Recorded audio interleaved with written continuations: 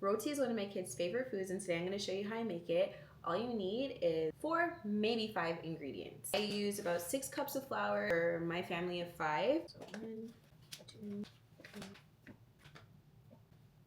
Next, I'm going to add some salt, and I'm going to mix that up. Not meant to be salty, it's just supposed to add some flavor.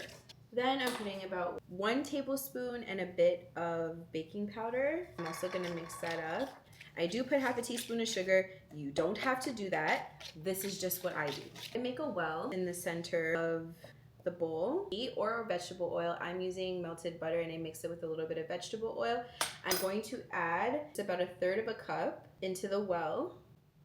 And I'm also going to add my water. I'm putting about 3 cups of water. And then all I'm going to do is just bring the flour that's around the edges to the middle. And I'm going to make a nice sticky dough.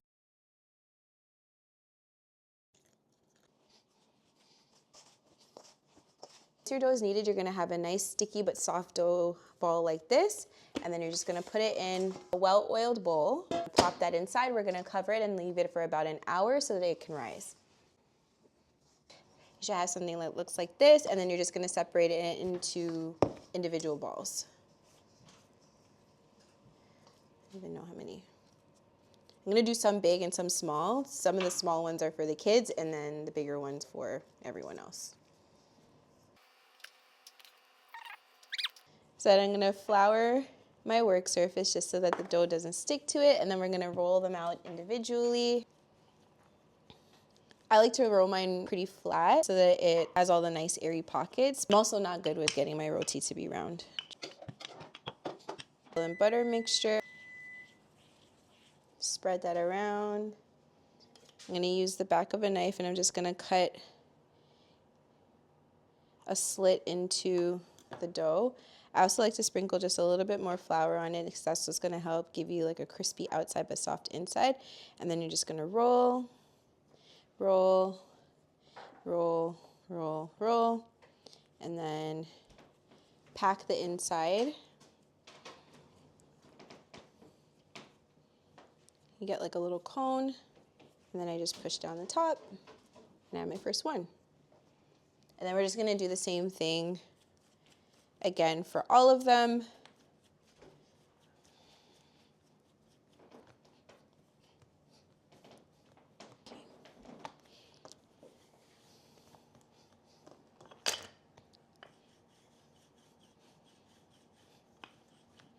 So I'm gonna roll it out.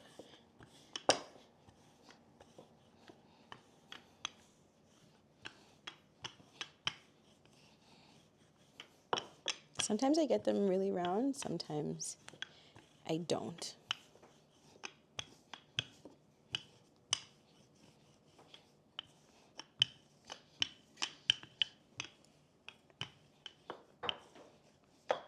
It's flat. Just gonna take that butter mixture. I like to put a good amount.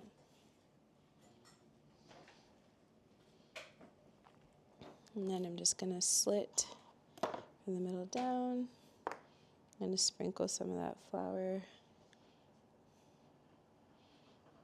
A little bit more. And I'm gonna, same thing again. You're gonna roll. And rolling it like this is what gets it airy and has all the layers to it. And then I'm just gonna take the inside,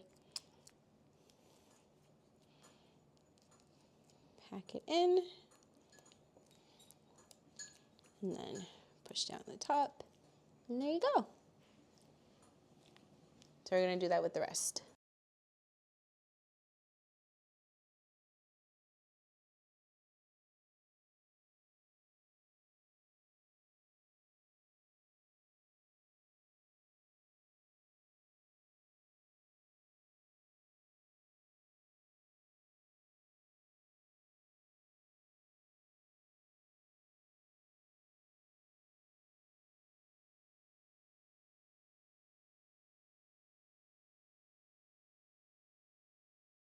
In my house, so I'm switching over to a voiceover.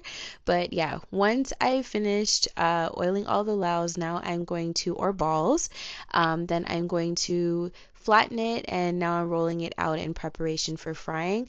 So I like to roll mine out pretty flat or pretty thin because it'll puff up once it gets onto the pan. So I'm just going to roll it out.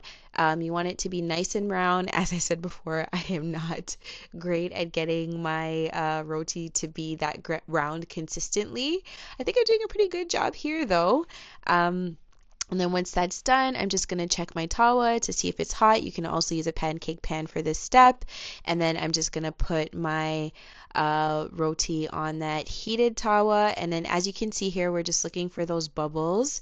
Once it starts to bubble up, you want to flip it over.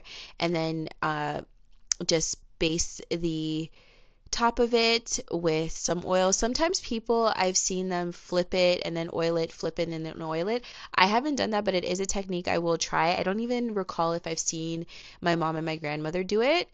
But anyways, once it's puffed up, then you're going to put it in your container. You can clap it if you want. I am cheating here and I'm using a Tupperware container to shake it out so that it gets nice and flaky, and I had to dust off some of those flakes. But now look at this. Look how beautiful it is. It's nice and soft. It's flaky. And then this is an important step. When I put it in the container, I'm going to roll it up and tuck it in the corner there. And then I am going to cover it with the lid. If you're not going to do this step, then I would recommend using a damp towel because you don't want the roti to dry out. And I'm just showing you guys again here the exact same thing, how I cook it. And the biggest thing is look at that swell. Puffy. A little bit like it was getting that way, but now it looks shiny behind you guys. Where are you from? Born and raised in Arizona. Why do you say you like Korean roti? I think I'm really picky, and I. Here is the finished product.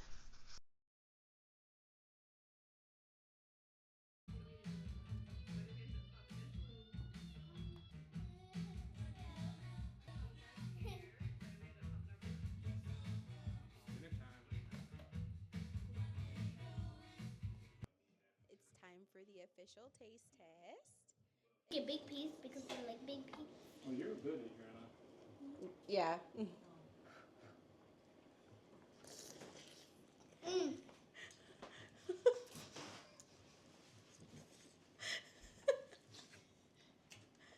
That's good. Are you okay? You stuck your mouth? It's good. Okay.